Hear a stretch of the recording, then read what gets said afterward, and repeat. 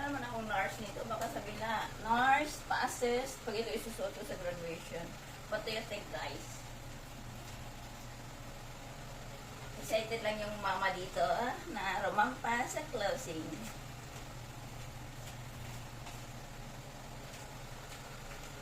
Magsusuot pa ako ng pang-inner dito para hindi siya masyadong showy yung ating bras. Hindi ko lang sinuot kasi nilabhan ko pa. Parang okay naman. Diba guys? Okay naman. Or ito. Kasi favorite color ni Bunso, yellow. Ito pa yung isuot ko sa graduation niya. Ay, moving up. Tapos yung red sa kay ate siya. Tapos yung white, pansamba ka na lang. So, what do you think, guys?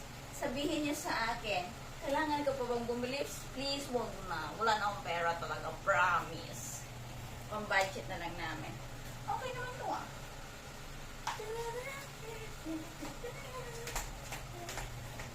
So, ganito kasi mag-isa lang ako dito sa bahay. Hindi mo na ako pumunta sa mga bata at ako'y pagod na pagod kahapon.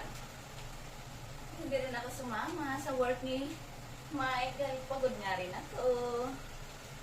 So, let's try another. Or ito kaya, guys. Do you think? Yan. Matagal ko nang na-order ito sa Zalora.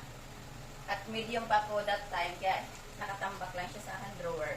Eh ngayong large na ako. Medyo okay na siya. Kasya na siya sa akin. Hindi na siya maluwag. So, ano sa tingin nyo, guys? Alin dito ang isusuot ko sa closing. Dalawa po yung graduation ng grade 12 at moving up ng grade 10. Saan kaya dito, guys? Tulungan niyo ako mamili. Tara! Let's try another one. Yan.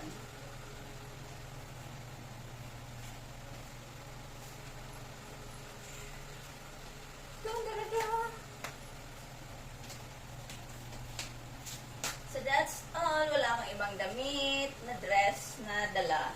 Ito lang. Pero papakita ko muna sa mga anak ko kung anong gusto nila. Kung hindi nila gusto, siyempre yung gusto nilang isuot ko, yun ang isusuot ko. Pag hindi nila gusto itong mga dala ko, malamang bibili ako.